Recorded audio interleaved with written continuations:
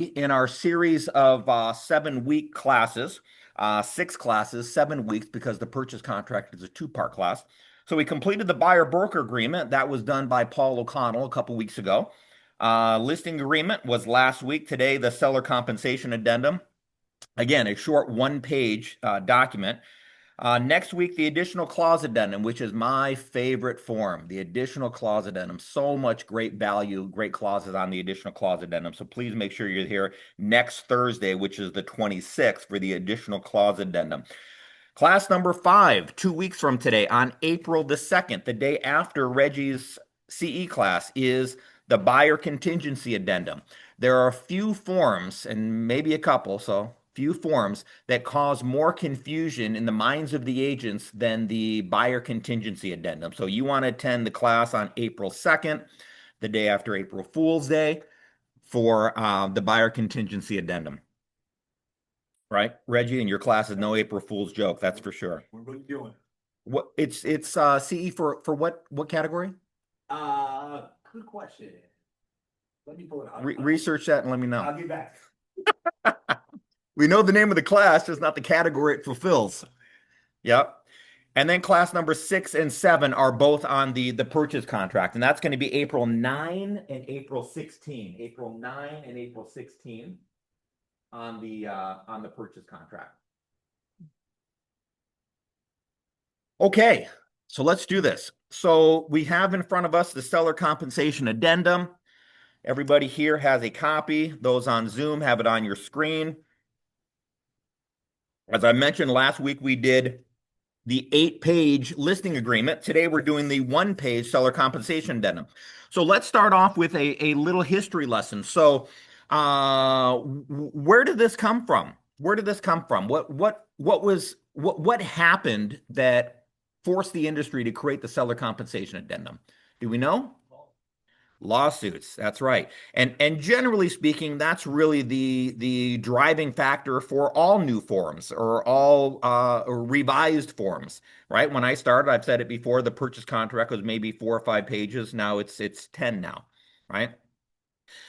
And a lot of addendums. So it came from the Sitzer-Burnett lawsuit. And the Sitzer-Burnett lawsuit, without going into too much detail, basically said the National Association of Realtors and all of their members are engaged in price fixing, right? We're engaged in price fixing because MLS, compensation for buyer side compensation, was in MLS. And for the most part, it was pretty much the same. Generally, it was 3%. You pull this with 3%. You put 3%. Okay, so although brokers didn't directly violate the Sherman Antitrust Act by getting together in a dark room and saying we're going to compensate buyer side compensation X%, in this case 3, their actions in MLS by putting almost every listing at 2.5 or 3% showed that, at least in the eyes of the court. Okay, so that resulted in several changes. For those fairly new to the business, anybody here been in the business less than 2 years? Marla? Lupe? Okay. Maybe you did or maybe you didn't know this. A year and a half ago, 2 years ago, buyer side compensation was in MLS. We didn't have these forms. Whatever MLS said is what you got as representing the buyer. Okay. The listing broker would pay a total compensation. That was on the listing agreement. Listing agreement has been revised several times. We talked about the most recent version just last week. But of course, compensation has been removed from the MLS. So as a result of that lawsuit, we really came 2 forms. The first form is what we're going to talk about today, the seller compensation addendum.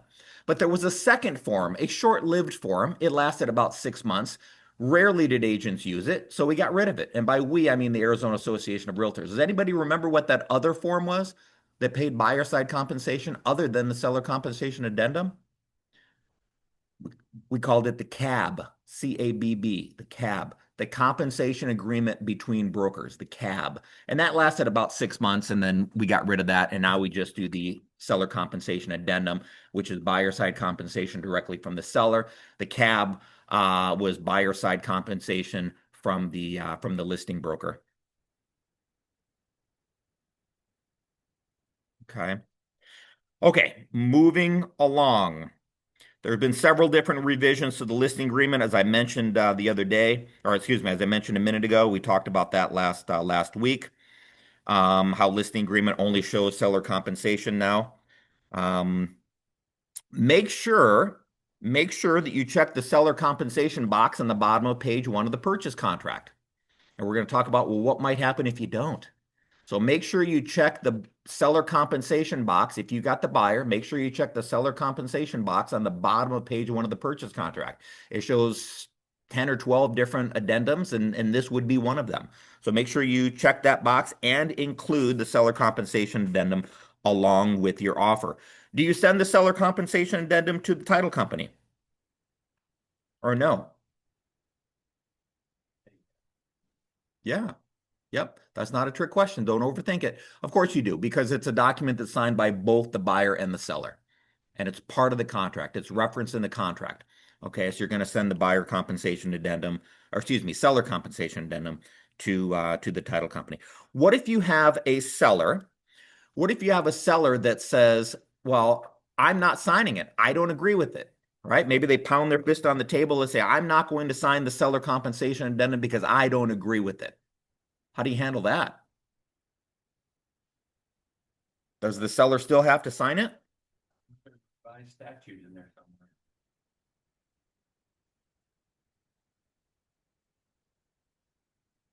Janie, what would you do? I'm going to call you out because you're pretty experienced. 3 years. Three.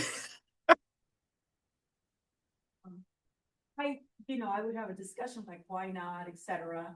And if they don't want to pay anything, they walk away. I mean, I'm not gonna do anything for free. Right. But, I would explain why it's necessary. It needs to be legal. I mean, it's a contract. It's a, Right. yeah. Yep, exactly. So if the seller does not, if you get pushback from the seller, we're kind of approaching this class as representing the buyer. But if you have the seller doesn't want to sign it because they don't agree with it, they still sign it. It's an addendum to the contract. It's referenced on the bottom of page one of the purchase contract. The seller must sign and acknowledge it. However, if they disagree with anything on it, you make modifications on counter offer number one. Right. So they still got to sign the seller compensation agreement.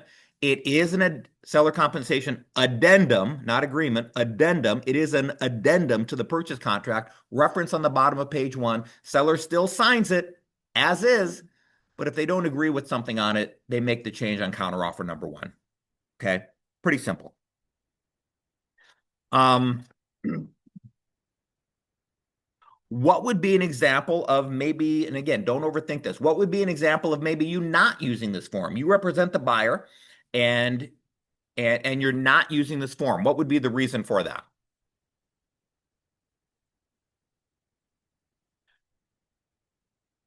Buyer compensation.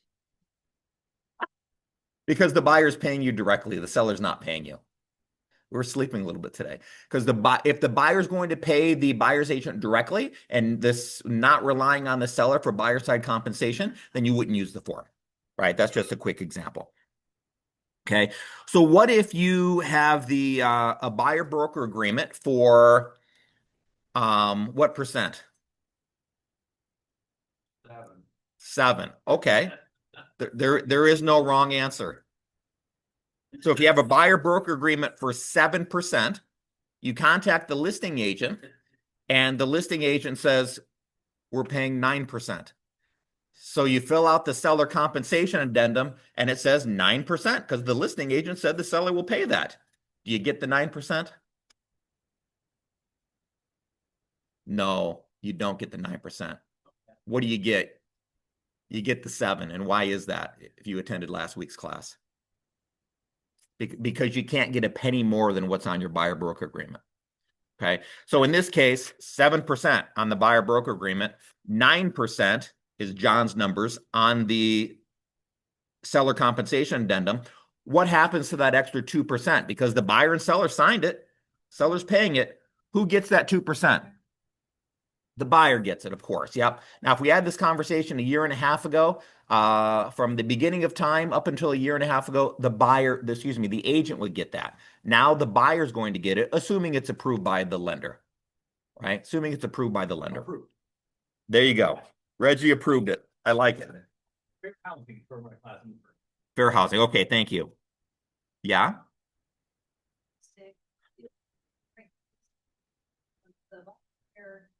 Submitting to SCA, you're gonna submit it for what you know you're approved for. So if you were to submit it for something higher than what's on your BBA, it would be because maybe you had a verbal communication with the seller and they happened to volunteer that they would pay more. Is that the only likely scenario? I would say so, yeah. But you understand that, Marla, because you attend these classes. But we have a lot of agents.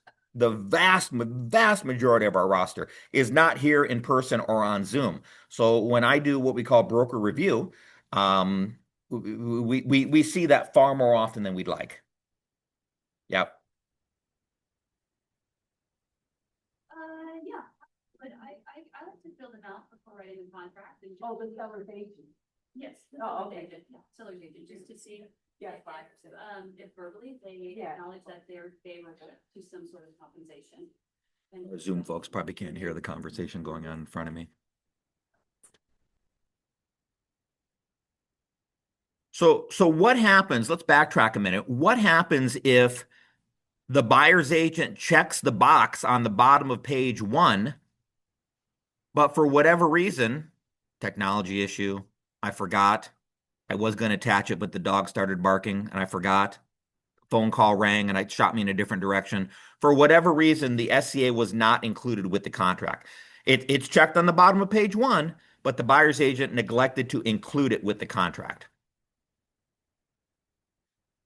Yep, the intent was there. I'll tell you, the seller's agent better catch that. Better catch that. Seller compensation box check, but there's no SCA. Better catch that, because if the seller agrees to the contract as is or creates a counteroffer but doesn't say anything about that box being checked on the bottom of page 1, they've essentially signed a blank check. They've essentially signed a blank check, right? And when you get a little closer to closing and you get that preliminary settlement statement and the seller sees that, they're going to be upset. And who are they going to be upset at? Their listing agent. So who's likely going to pay all or a portion of that? Probably the listing agent. Okay, so if you have the seller and that box is checked, make sure you've got a copy of that seller compensation addendum as well. So let's say the opposite is true. It's not checked in the contract, but the seller compensation addendum was sent. Seller compensation addendum is sent, but it's not checked on the bottom of page 1, just the opposite. What happens then? Yep. Yeah, the spirit of the agreement, the letter of the agreement, it's still binding. Exactly. The buyer send it? Absolutely. Did the seller receive it? Absolutely. So it's considered delivered, even though it's not. It's part of the contract, even though it's not checked in on the contract. So ideally, what we should do, it's the right thing to do, but I'm not convinced it's going to change the end result, would be to create an addendum saying, what I think it's line number 37, if my memory is correct, on the purchase contract to show seller compensation addendum, seller compensation box checked. Okay. Okay, and then the last one I have here, and this is really for those agents who have been in the business for a while. If you have the buyer and you're writing an offer on a for sale by owner, how do you get paid as the buyer's agent on a for sale by owner?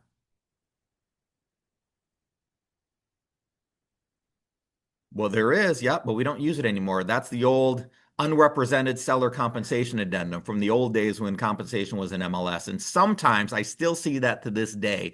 So bottom line is seller compensation addendum is what you want to use, whether or not the seller is represented or the seller is a for sale by owner. You want to use the seller compensation addendum.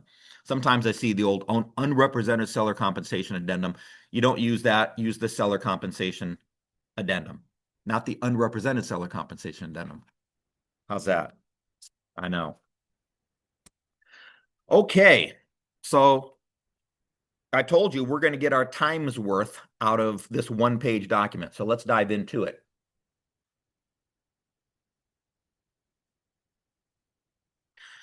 All right. Hi, Bobby. Seller compensation addendum. So you see on the top on line 1, it says this addendum originated by the seller, buyer. That makes sense. Landlord or tenant. So what would be an example where the seller would actually originate the seller compensation addendum. That's crazy. It's usually included with the buyer in the contract. If the seller also will be represented potentially to an underrepresented buyer. That's true. Yep. If perhaps if the buyer was unrepresented, at what rarely do we see it. Usually, and by usually I mean 90+% of the time, it's sent with the buyer. But occasionally, perhaps something happens in the middle of the transaction where the seller is going to offer a credit to the um is going to agree to pay buyer side compensation. So the point is, the seller compensation addendum, although rarely done this way, can be completed after the contract's executed. Okay. And then you see also on line 1, landlord or tenant options. Well, it's the seller compensation addendum. That's what it says in all caps and bold at the top, because the document can be used by the tenant as well. Okay. So if you've got a tenant, you can use the seller compensation addendum to have the landlord pay your compensation. Or what most agents do nowadays, and we were always told, do not do this. This is a big shift in the brains of those agents who have been in the industry for quite a while. And that is, now we can actually put compensation directly into the contract. We're always told never to do that. Now we can. So we see it sometimes when we have the tenant, they'll write tenant side compensation directly in the additional terms section of the rental agreement. So what was never acceptable now kind of is.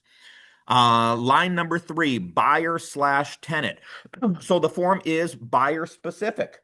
The form is buyer specific. So a buyer's agent might have 2 or 3 or 4, probably just 2 buyers who are interested in this property, and it's buyer specific. So the compensation that's offered by the listing agent might be different to different buyers depending on the quality of offer the seller receives, right? So that's why it's buyer specific. Okay, line number 6. The following additional terms and conditions are hereby included as part of the contract.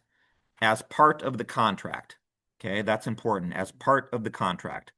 So again, the seller signing, acknowledging it, and any changes they'll put on the counteroffer number 1.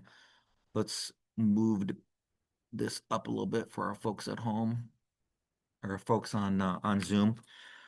Okay, line number 8. Seller shall pay broker representing buyer compensation, which may be credited to the buyer in whole or in part. So basically, they're stating that the seller is paying buyer side compensation, but it's going to show as a credit to the buyer for the buyer to use to fulfill whatever obligations they have under the buyer broker agreement that we talked about 2 weeks ago, right?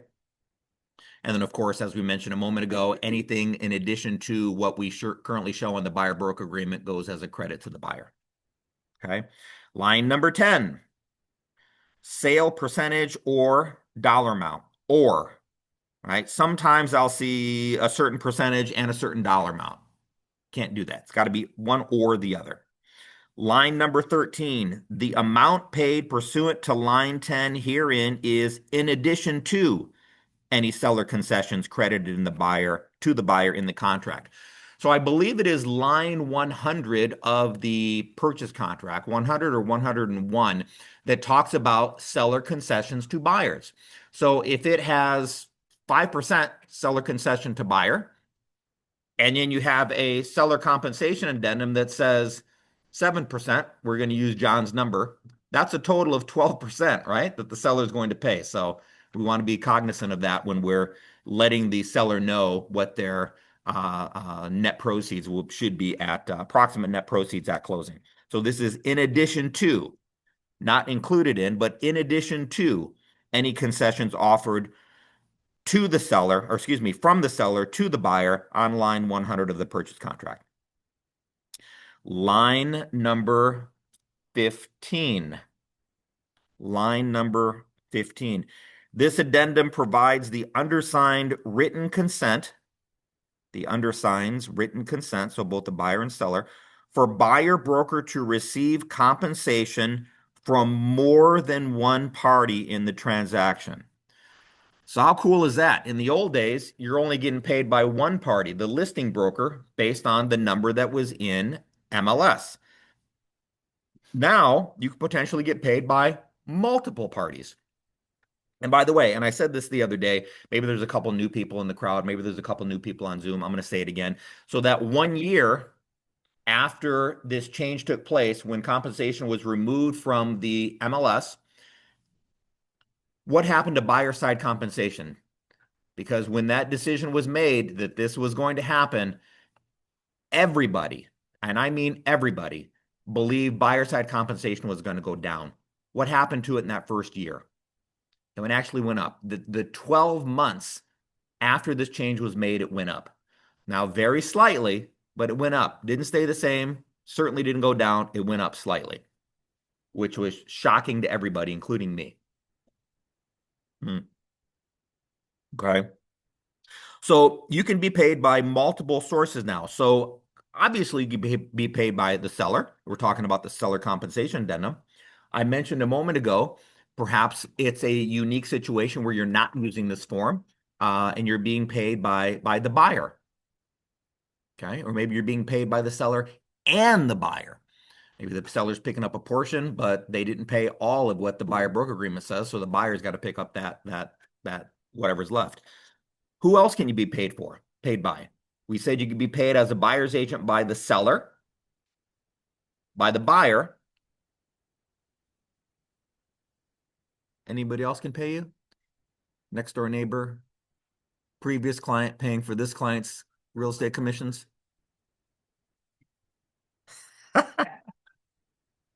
Two more answers. One is the listing agent, right? So perhaps, and again, this rarely happens, but it can. It's legal if it does. The listing agent, we have in your SkySlope office / working / office docs. There's a form in there called commission reduction form, right? And perhaps you are the listing agent giving a credit to the buyer's agent. Right. So you can be paid by the listing agent. Rarely do we see that. And then the fourth one, we almost never see that one. And that would be maybe the buyer's taking a portion of the seller concessions on line 100 of the purchase contract and using that towards their agent commission. Right. We almost never see that. 90+% of the time, it's seller. Right. But it's acknowledging, buyer and seller assigning, acknowledging that buyer broker can be paid by multiple sources now. Okay. What else do we have here? Buyer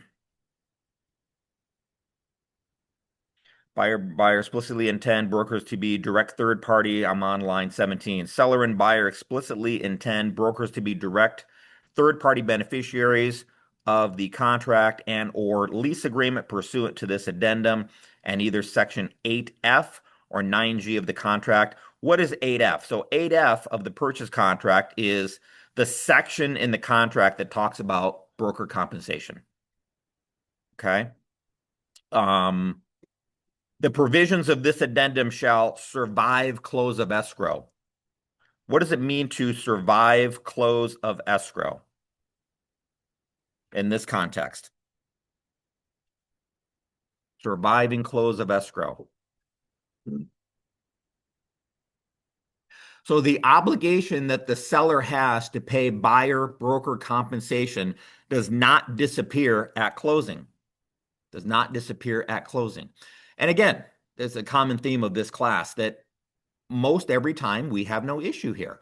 But what if the seller signs the seller compensation addendum agreeing to John's number, 7%, and we get closer to closing and they find out, my loan payoff is a little more than I thought it would be. I don't have the money to pay compensation. Does the deal still close? Yeah, the deal's still going to close.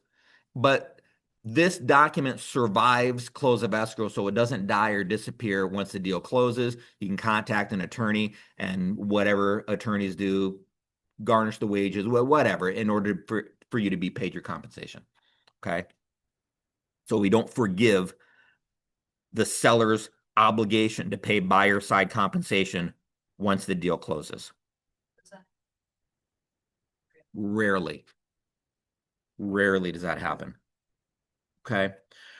Okay, so we took a one-page class and we've been going at it for 30 minutes now. So let's see if the folks on Zoom have any questions. Good morning, JP. Please send me the link. You've already completed classes. Okay, I'll do that, Holly. Fair housing. Yep, Reggie's class is fair housing. Okay, I told you it's going to be a super short class. Any questions on the seller compensation addendum? John? What you just said does not make any sense to me at all. What I said doesn't make any sense to John, ladies and gentlemen on Zoom. We go to AAR, it gets butts changed. Mhm. Um, with the contract, and this is because there was this whole thing with NAR, but with the contract is between the buyer and the seller. And now that they've included the compensation portion in the contract, the only two people that are responsible for anything are the buyer and the seller, including the compensation. No, no, indirectly they are, yeah. And by the signing of the seller compensation addendum, I suppose so. But the listing side compensation, the seller, because they've signed the listing agreement, the seller is responsible for listing side compensation. The buyer, because they signed the buyer broker agreement, the two different employment agreements, the buyer signed the buyer broker agreement. Therefore, the buyer is ultimately responsible for buyer broker compensation. Now, within that, we're asking the seller to pay by use of the seller compensation addendum. But if the seller does not sign the seller, or we already talked about them signing, but if they don't agree to the amount that the buyer's asking them to pay, the buyer's still on the hook for whatever they agree to on the buyer broker agreement. Okay. Yeah. That's where it jumps outside the confines of the contract. That's right. Yep. The buyer would still be responsible for now. What I rarely see is agents holding their feet to the fire and forcing the buyer to pay it. All right. So if we get a 3% buyer broker agreement, and buyer side's only getting 2.5%, rarely do I see the buyer's agent forcing the buyer to make up that extra 0.5%. Right? You had it happen and you forced the buyer to pay it? Agent. It was a lower than desired offer. Mhm. So the whatever. So it was 2.5 was going to go to the buyer's agent. They signed the FCA and all that looked great. I did not realize that this buyer was getting held to it until I saw it on the settlement statement. I see. And sure enough, there was an extra 5% that was coming off of the buyer's side to finish paying their Yeah. 3%. Well, that's a great example. For those on Zoom, Marla just gave an example of how she had the listing, and the buyer was paying the buyer's agent directly for what was left between the agreement on the seller compensation addendum and the buyer broker agreement. Yep. So that does happen. So I've done that too. But when we get to that point, before closing, I always talk to the buyer and say, you know, you did sign the buyer broker at 3%. So I need 2.5. So just so we understand, we will pay still with paying the other half. So we have that conversation. Right. And they've always said, yeah, you worked really hard. Okay. So then what if the buyer broker agreement says 3, but the seller compensation agreement addendum says 2.5, and you want to forgive them of that extra 0.5? What do you do? What document do you use to put that in writing to modify it? That's just an addendum, but not just an addendum. The addendum is between the buyer and seller. We want an addendum, but a different type of addendum. We want the buyer-tenant employment agreement addendum. The buyer-tenant employment agreement addendum is the name of the form that we use to modify the buyer broker agreement or the tenant broker agreement. Yep. Yeah. You too, Bobby. Pardon me? Where's that voice coming from? Back here. Okay, hi, Eva. Say the question again, please. I have have a buyer broker for 3%, you're paying me 2.5. I thought that it would still close if you have to do the addendum. Do we still have to get them signed? I like you to, yeah, but it'll still close without it. Yeah, it'll still close without it. Normally, we see that addendum being used when you've got a buyer who's actually read the buyer broker agreement and they know they're on the hook for that extra 0.5 and they want something in writing saying they're going to be released from it. That's when I usually see that form. So what Yep. about the town, 2.5%?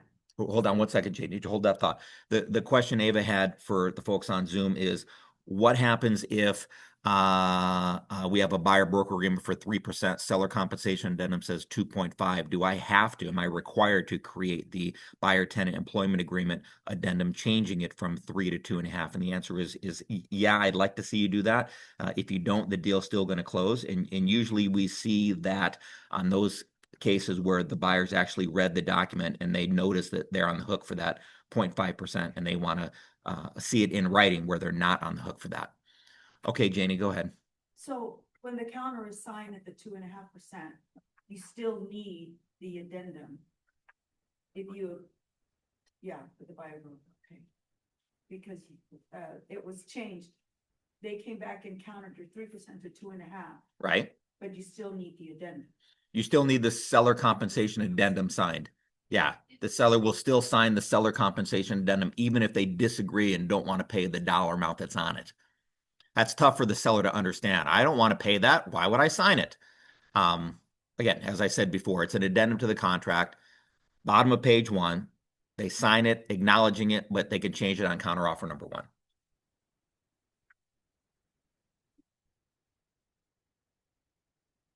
1. Holly says, hold on, let me read this question on. Does the SCA trump the buyer broker agreement? Well, does the SCA trump the buyer broker agreement? They're two different documents. Since it's an added addendum, take first place.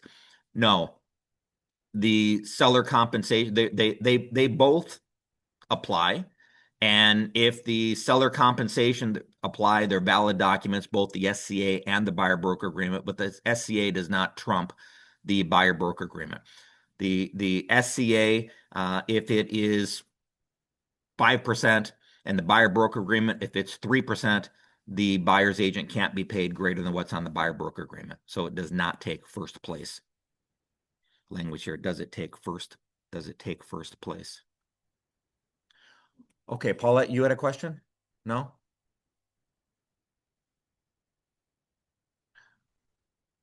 You're welcome, Holly. Okay, any other questions on Zoom or any other questions live at? Go ahead, Lupe. Lupe has a question. Previous classes that you needed to refresh. I can send them to you. Yep. Yeah, Lupe's question was, where do I find the replays? So for the folks on Zoom, and several of you, I've already sent them to you because you've asked for them. If you want the replays from past classes, shoot me an email and I'll get them sent to you. They're not saved anywhere specifically. That we can just get them. Not right now, they're not. No. John? At what? When does this become a part of the package? Because it won't come with the contract, because in the contract, the compensation's already in there, right? When does the seller compensation addendum become part of the package? Well, yeah, part of the whole, when does this actor show up in the movie? You know? Well, it shows up when the buyer creates the purchase contract. They're also going to create the seller compensation addendum. When the Okay. buyer's agent creates the purchase contract, they're also going to create the SCA, seller compensation addendum. So that's when it shows up from the very beginning. Yep.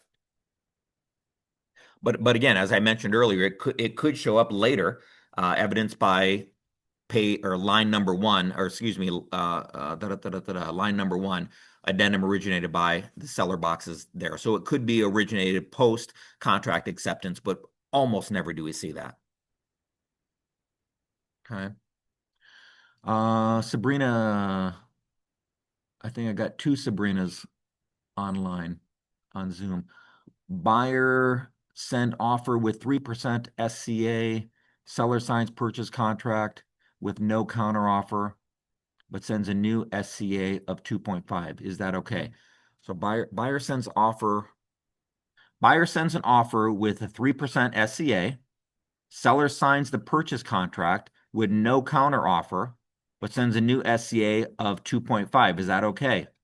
No, seller would pay the full 3%. Seller would pay the full 3%. Unless the buyer signs it.